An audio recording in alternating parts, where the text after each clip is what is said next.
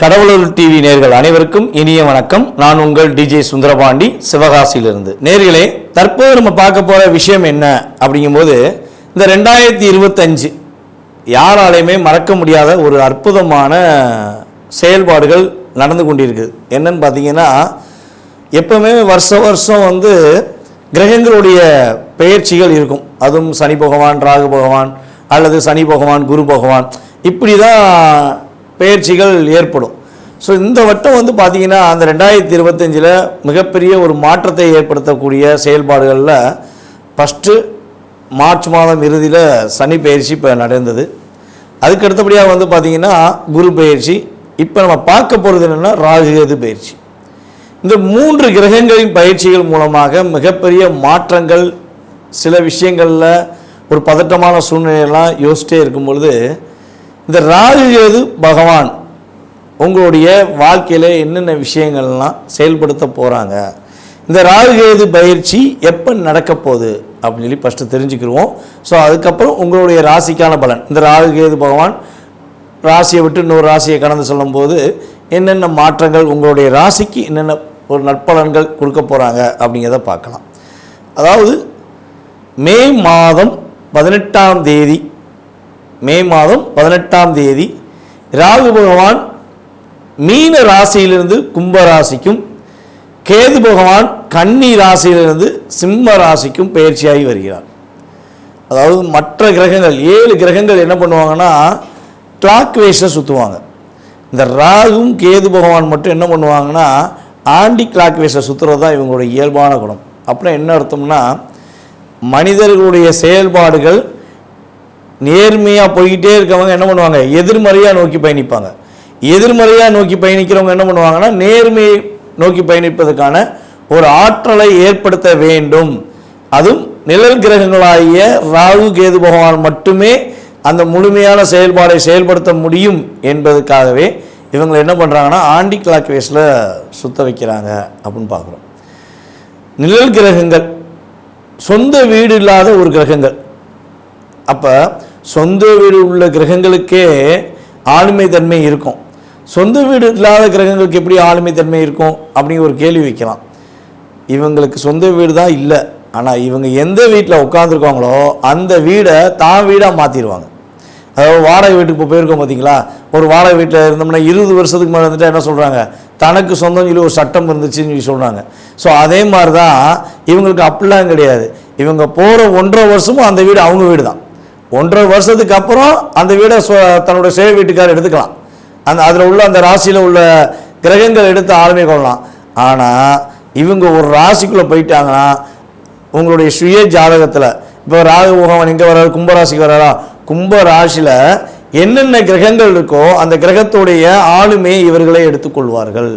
கேது பகவான் சிம்மராசிக்குள்ளே போகிறாருன்னா சிம்மராசிக்குள்ளே உங்களுடைய சுய ஜாதகத்தில் என்ன கிரகங்கள் இருக்குது, ஸோ அந்த கிரகங்களுடைய வலிமை என்ன, அவங்களுடைய காரகத்துவம் சம்மந்தப்பட்ட விஷயங்கள், உறவு சம்பந்தப்பட்ட விஷயங்களில் உள்ள செயல்பாடுகளை இவர்கள் எடுத்து செயல்படுத்த ஆரம்பித்து விடுவார்கள் என்பதற்காகவே இந்த ராகு கேது பயிற்சி என்றாலே ஒரு பதட்டம். சனி பயிற்சியை பார்த்து எப்படி ஒரு பதட்டமும் ஒரு பதட்டமான ஒரு படபடப்பான சூழ்நிலைகள் ஏற்படுதோ அதே மாதிரி ராகு கேது பயிற்சியை வச்சும் ஏற்படுகிறது என்று பார்க்குறோம்.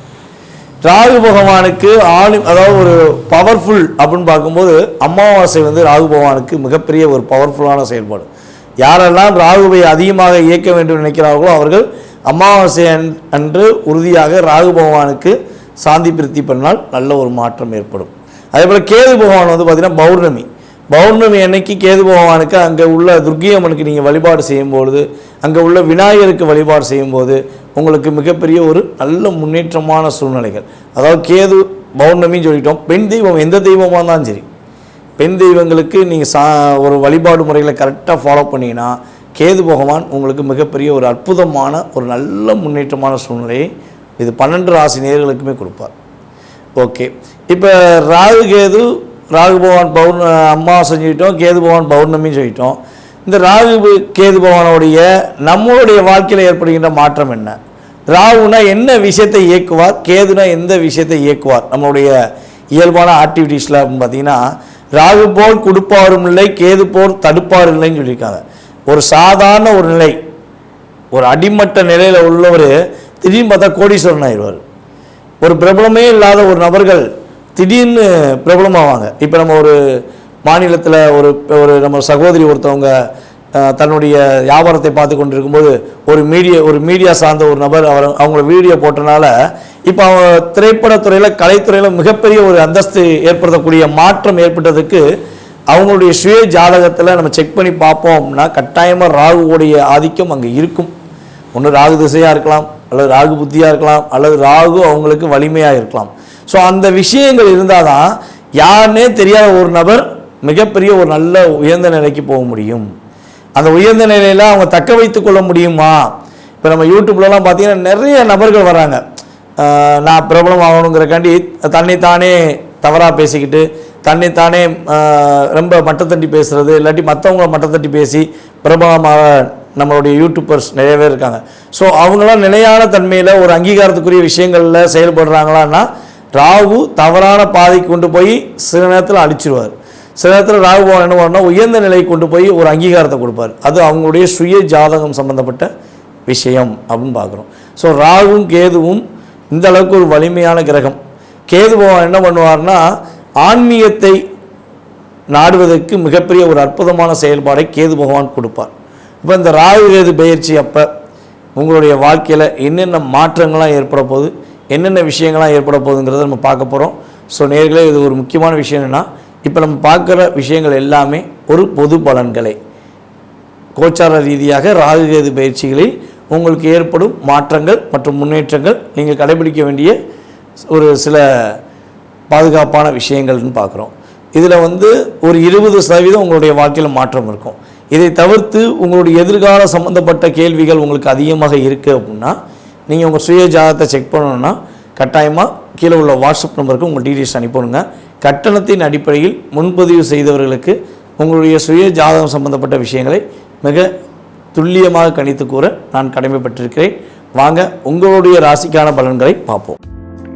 கணவன் மனைவி பிரச்சனை தீர, பிரிந்தவர்கள் ஒன்று சேர, தகாத உறவில் இருந்து விடுபட, செய்வினையை செய்தவருக்கே திருப்பிவிட, எதிரிகள் உதிரிகளாக, வழக்கில் வெற்றி காண, வியாபாரத்தில் முன்னேற்றம் அடைய, பணம் பொன் பொருள் சேர 11 நாளில் உங்களது அனைத்து பிரச்சனைகளும் கேரள முறையில் பிரசன்னம் பார்த்து சரி செய்யப்படும்.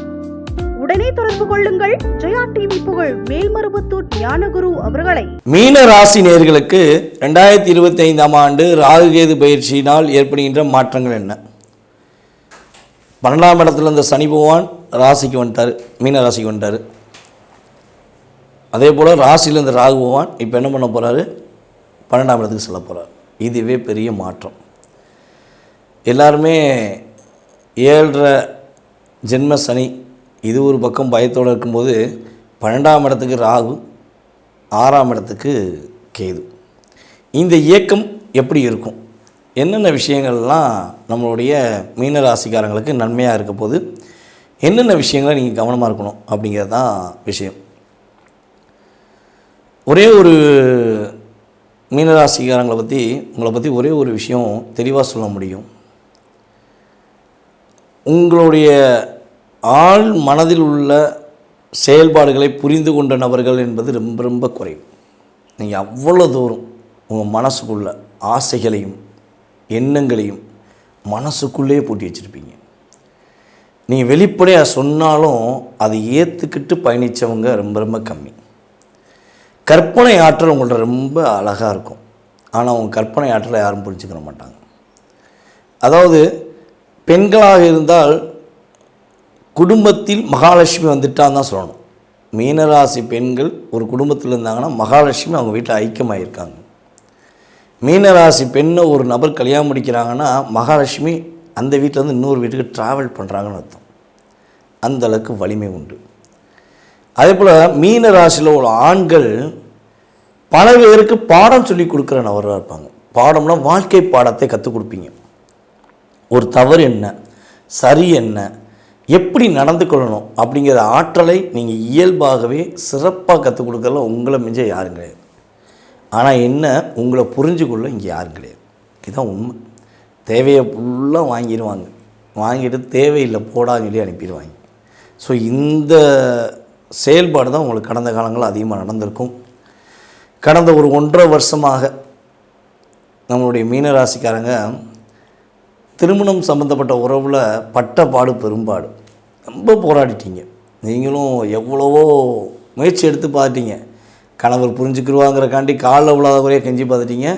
மனைவி புரிஞ்சுக்கிடுவாங்கிறக்காண்டி நிறைய விஷயங்களை விட்டு கொடுத்து போயிட்டீங்க. No chance. ஏமாற்றம் தான். உங்களுக்குள்ளே உள்ள சின்ன பிரச்சனையை கூட உள்ளவங்க பெருசாக்கி ஒரு பெரிய விரிசலை ஏற்படுத்தியிருப்பாங்க. ஏண்டா இந்த பிரச்சனை அப்படிங்கிற மாதிரி ஒரு விரிசலை கொடுத்துருப்பாங்கங்கிறது நிதர்சனமான உண்மை. நட்புங்கிற உறவு உங்களை வச்சு செஞ்சதுன்னு தான் சொல்ல முடியும்.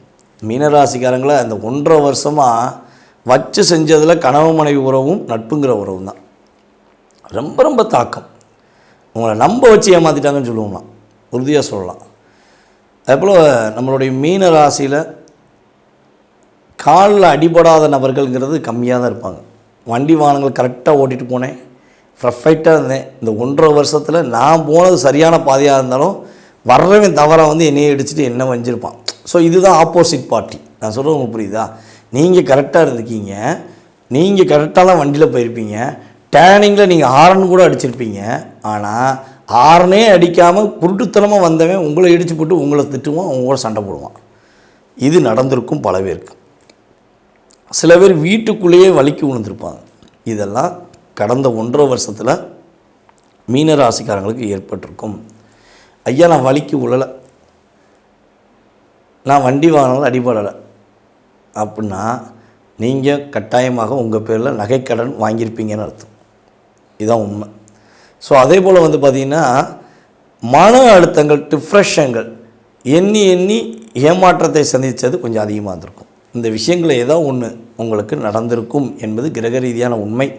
ஸோ கடந்த காலங்களில் உங்களுக்கு இதெல்லாம் நடந்துச்சா அப்படிங்கிறத மேலான கருத்துக்கள் மூலமாக கட்டாயமாக கீழே ஃபீட்பேக் கொடுங்க. ஸோ இப்போ எதிர்காலத்தில் என்ன நடக்க போகுது? 12ஆம் இடத்துல அமரப்போகின்ற ராகு பகவான் உங்களுக்கு என்ன இன்டியூஷன் கொடுக்க போகிறாரு? உங்கள் ராசிக்கு 6ஆம் இடத்துக்கு போகிற கேது பகவான் என்ன விஷயங்களில் உங்களுக்கு இன்டியூஷன் கொடுக்காங்க அப்படின்னா, ஃபஸ்ட்டு ஒரு விஷயம், இவ்வளவு நாட்களாக உங்களை புரிந்து கொள்ளாமல் உங்களை கஷ்டப்படுத்திய, காயப்படுத்திய, மனதார பொருளாதார ரீதியாக உங்களை டிஸ்டர்ப் பண்ண உங்களுடன் இருக்கும் நட்பாக இருந்தாலும் சரி அல்லது உறவுகளாக இருந்தாலும் சரி, இனிமே அந்த டிஸ்டர்பன்ஸை விட்டுட்டு வெளியே வருவாங்க. உங்கள்கிட்ட மன்னிப்பு கேட்பாங்க. தன்னுடைய தவறான செயல்பாடுகளை உங்கள்கிட்டே சொல்லி மனப்பூர்வமாக மன்னிப்பு கேட்கறதுக்கான சூழ்நிலை ஏற்படும். பிரிஞ்சிடுவோம், வேண்டாம் அப்படின்னு நினச்ச உறவு கூட சேர்ந்துருவோம், அட்ஜஸ்ட் பண்ணுவோம் அப்படிங்கிற வார்த்தைகளை உபயோகப்படுத்தும். இனிமே வண்டி வாகனங்கள் மூலமாக ஏற்பட்ட பிரச்சனைகள், அதனால் ஏற்பட்ட வலியும் வேதனையும் இனிமே குறையும். இந்த ராகு எது பயிற்சிக்கு அப்புறம் உறுதியாக குறையும் என்பது உண்மை. புதிய தொழில் தொடங்குவதற்காக நீங்கள் முயற்சிகள் எடுக்கும்போது அதில் வெற்றி கிடைக்கும். புதிய தொழில் தொடங்குவது ஓகே, ஆனால் அந்த தொழில் பார்த்திங்கன்னா அதிகமான பிரம்மாண்டமான விஷயத்தை எதிர்நோக்கி பயணிச்சிடக்கூடாது. ஸோ மேபி அப்படி பயணித்து லோன் வாங்கினீங்கன்னா கஷ்டப்படுவீங்க.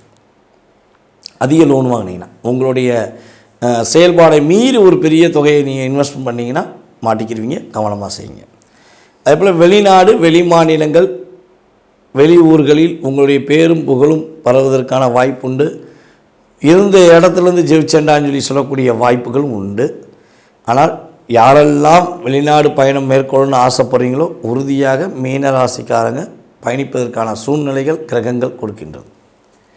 மீனராசிக்காரங்க பார்த்திங்கன்னா ப்ரொபோசல், டீச்சர், பேங்க் துறையில் அதிகமாக பயணிப்பாங்க. நல்லா வாட்ச் பண்ணி பாருங்கள். இந்த டிபார்ட்மெண்ட்டில் அதிகமாக இருக்கிறது மீனராசி தான். ஒரு காலேஜ் அல்லது ஸ்கூலு, ஒரு பேங்கு, இந்த டிபார்ட்மெண்ட்டில் ஒரு மீனராசியாச்சும் இருப்பாங்க. அந்த மீனராசி அந்த இடத்துல இருந்தால் மட்டும்தான் அந்த இடம் குருவின் ஆதிக்கம் மூலமாக வெற்றி பெறும். மீனராசி அந்த இடத்துல இல்லைன்னா உறுதியாக குருவின் ஆதிக்கம் இயங்காது என்பது கிரக ரீதியான உண்மை. ஸோ அந்தளவுக்கு ஒரு ஆற்றலும் செயல்பாடுகளும் உங்களுக்கு இனிவரும் காலங்களில், அதாவது இந்த மே மாதத்துக்கு பிறகு நம்மளுடைய மீன ராசினர்களுக்கு உறுதியாக வெற்றி உண்டு. ஏன்னா கும்பராசிக்கு இப்போ தான் சொல்லி முடிச்சா அந்த கும்பராசி சேர்ந்து வருது. ஆனால் கும்பத்துக்கும் லாபம் உண்டு, மீனத்துக்கு பார்த்திங்கன்னா அதிவிதமான லாபம், மகிழ்ச்சியான சூழ்நிலைகள் உறுதியாக ஏற்படும் என்பது கிரக ரீதியான உண்மை. ஸோ என்ன விஷயங்களை கவனமாக இருக்கணும் அப்படின்னு பார்த்தீங்கன்னா, புதியதாக கடன் வாங்காதீங்க. மேக்ஸிமம் உங்களை யாராவது தூண்டுவாங்க, இந்த கடனை வாங்கு, இந்த கடனை வாங்கினேன்னா லோன் வாங்கி அதன் மூலமாக ஏதாவது செஞ்சிடாதீங்க. No chance அப்படின்ட்டுங்க. எனக்கு கடன் வாங்க போகிறேன், நீ கையெழுத்து போட்டு ஒருத்தன் ஃபோன் பண்ணாங்கன்னா ஃபோன் அட்டன் பண்ணிட்டு, அப்படியா நீ கூப்பிட்றியா, எந்த ஊர் எங்கே இருக்கேன்னு கேளுங்க. அவன் சொல்கிற ஏரியாவிலேருந்து ஒரு 5000 கிலோமீட்டர் தள்ளி கூட சொல்லுங்கள், நான் அங்கெல்லாம் இருக்கேன், இல்லாட்டி வந்துடுவேன் அப்படின்னு சொல்லி அவாய்ட் பண்ணுங்கள். தப்பு கிடையாது. ஏன்னா இன்றைக்கி நீங்கள் கையெழுத்து போட்டிங்கன்னா 1.5 வருஷம் கழித்து நீங்கள் அந்த கடன் நீங்கள் கட்டுவீங்க, அவங்க கட்ட மாட்டாங்க. உங்கள் கிரகம் அந்த கடமையை செஞ்சிடும். செலவுகள் அதிகரிப்பதற்கான வாய்ப்புகள் உண்டு. சுப செலவுகளாக மாற்றிக்கோங்க. வீட்டில் சுப நிகழ்ச்சிகள் பண்ணுங்கள். திருமணம் சம்மந்தப்பட்ட விஷயங்களுக்கு முயற்சி எடுத்திங்கன்னா அதில் முழு இன்வால்மெண்ட் காட்டுங்க. சுப நிகழ்ச்சிகளுக்கு சுப செலவுகளாக மாற்றிக்கொள்வது ரொம்ப ரொம்ப நல்லது. உங்களுக்கு உதவி என்று யாராவது செய்ய போகிறாங்கன்னா அவங்களுடைய ஃபுல் ஹிஸ்ட்ரி எடுத்துக்கோங்க, அவங்களுடைய ஃபுல் செயல்பாடை உணர்ந்துக்கோங்க. யார் என்ன, அவங்க ஃபேமிலி என்ன, பேக்ரவுண்ட் என்ன, உங்களுக்கு ஏன் உதவி செய்யணும் வராங்க, அது ஆணாக இருந்தாலும் சரி பெண்ணாக இருந்தாலும் சரி, எதற்காக உங்களுக்கு உதவி செய்ய வராங்க. ஸோ உதவி மூலமாக அவங்க எதிர்பார்க்குற விஷயம் என்ன அப்படிங்கிறத முதல் கேட்டுக்கோங்க. ஸோ கேட்ட பிறகு என்ன பண்ணுங்கன்னா நீங்கள் அதை செயல்படுத்துங்க. அவசரப்பட்டு கேட்காம செயல்படுத்திட்டீங்கன்னா, நான் இதை எதிர்பார்த்தா செஞ்சேன், நீ எனக்கு தள்ள, ஸோ யூ வில் கோ அப்படின்னு சொல்லி எந்த பிஸ்னஸ் பண்ணாலும் சரி அதை லாக் பண்ணி வெளியே அனுப்பிட்டு அந்த இதை ஹேண்ட் ஓவர் பண்ணிடுவாங்க. ஸோ அதெல்லாம் நீங்கள் கவனமாக இருக்க வேண்டும். ஓகேவா? ஸோ ஆசைகள் எண்ணங்கள் எல்லாம் நல்லபடியாக நடக்கும். ஆனால் அபிலாசைகளாக இருந்தாலும் அதுக்கு ஒரு கட்டுப்பாடு உண்டு, சில விஷயங்களில் ஒரு கோட்பாடு உண்டு. ஸோ அதை கரெக்டாக கடைப்பிடிச்சிட்டா மகிழ்ச்சியான சூழ்நிலைகள், வெற்றிகரமான சூழ்நிலைகளை சந்திப்பீர்கள். புதிய கடன் வாங்குவதை முற்றிலும் தவிர்த்து விடுவது நம்மளுடைய மீனராசி என்பவர்களுக்கு ரொம்ப ரொம்ப நல்ல விஷயமாக இயங்குகிறது. ஸோ இந்த ராகுகேது பயிற்சி காலங்கள், அதாவது ராகு 12ஆம் இடத்திலும் கேது 6ஆம் இடத்தில் அமரும் பொழுது நீங்கள் என்ன வழிபாடு செஞ்சால், என்ன பரிகார முறைகளை மேற்கொண்டால் வெற்றி பெற முடியும்? ஏன்னா உங்களுடைய வீட்டின் அருகில் இருக்கக்கூடிய கால பைரவரை போய் சந்தித்து ஒவ்வொரு ஞாயிற்றுக்கிழமையும் கால பைரவர் வழிபாடு செய்வது மூலமாக மாற்றங்களும் முன்னேற்றங்களும் உறுதியாக உண்டு. ஸோ வழிபாடுகளை இதை பின்பற்றுங்க. அதுக்கடுத்தபடியாக பார்த்திங்கன்னா பரிகாரங்கள் அப்படின்னு பார்த்திங்கன்னா, முடிஞ்சளவு வயதான முதியவர்கள் அல்லது ஆதரவற்றவர்கள், கோயில் வாசலில் உங்களுக்கு உதவி கேட்டு நிற்பவர்கள் யாராக இருந்தாலும் சரி, அவங்களுக்கு முடிஞ்சளவு என்ன பண்ணுங்கன்னா உதவி செய்யுங்க. காலனி செப்பல் வாங்கி கொடுங்க, அவங்களுக்கான ஒரு சின்ன தொகை கொடுங்க. எக்காரணம் கொண்டும் யாசகம் கேட்கும் மனிதர்களை வார்த்தைகளாலோ செயல்பாடுகள் மூலமாகவோ கஷ்டப்படுத்திடாதீங்க. கஷ்டப்படுத்தினா அதற்கான பலனை சந்திக்கக்கூடிய சூழ்நிலை வந்துடும். ஸோ முடிஞ்சால் உதவி செய்யுங்க. உதவி செய்ய உங்களுக்கு மிகப்பெரிய மாற்றங்களும் மிகப்பெரிய சந்தோஷங்களையும் நீங்கள் பெறுவீர்கள் என்பது உண்மை. மீண்டும் அதாவது இப்போ நான் சொன்ன விஷயங்கள்லாம் உங்களுக்கு நடந்துச்சுன்னா ஃபீட்பேக் கொடுத்துருங்க. உங்களுடைய சுய ஜாதகம் சம்மந்தப்பட்ட கேள்விகள் ஏதேனும் இருக்குன்னா கீழே எனக்கு வாட்ஸ்அப் நம்பர் இருக்குது, அந்த நம்பருக்கு அனுப்பிவிடுங்க. உங்களுடைய சுய ஜாதகத்தை துல்லியமாக செக் பண்ணி உங்களுடைய எதிர்கால சம்மந்தப்பட்ட விஷயங்கள், கடந்த கால சம்மந்தப்பட்ட விஷயங்களை தெளிவாக சொல்லி உங்களுடைய வாழ்க்கையில் மாற்றத்தை ஏற்படுத்த நான் காத்திருக்கிறேன். கட்டணத்தின் அடிப்படையில் முன்பதிவு செய்தவர்களுக்கு உறுதியாக ஜாதக பலன் துல்லியமாக கணித்து கூறப்படும் என்பதை கூறிக்கொள்கிறேன். வாய்ப்பளித்த நல்ல உள்ளங்களுக்கும், மேலும் இந்த காணொளியை பார்த்து கொண்டிருக்கும் நமது அன்பார்ந்த மீனராசினியர்கள் அனைவருக்கும் எனது பணிவான வணக்கமும் மற்றும் நன்றியும் கூறி விடைபெறுகிறேன். நன்றி, வணக்கம். நான் உங்கள் டிஜே சுந்தரபாண்டி, சிவகாசியிலிருந்து. நன்றி. கடவுள் அருள் டிவியை பார்த்தமைக்க நன்றிகள். மேலும் இது போன்ற தகவல்களை தெரிந்து கொள்ள கடவுள் அருள் டிவியை சப்ஸ்கிரைப் செய்யுங்கள். மறக்காமல் பெல் ஐக்கானை கிளிக் செய்யுங்கள். கணவன் மனைவி பிரச்சனை தீர, பிரிந்தவர்கள் ஒன்று சேர, தகாத உறவில் இருந்து விடுபட, செய்வினையை செய்தவருக்கே திருப்பிவிட, எதிரிகள் உதிரிகளாக, வழக்கில் வெற்றி காண, வியாபாரத்தில் முன்னேற்றம் அடைய, பணம் பொன் பொருள் சேர 11 நாளில் உங்களது அனைத்து பிரச்சனைகளும் கேரள முறையில் பிரசன்னம் பார்த்து சரி செய்யப்படும். உடனே தொடர்பு கொள்ளுங்கள். ஜெயா டிவி புகழ் மேல்மருவத்தூர் ஞானகுரு அவர்களை.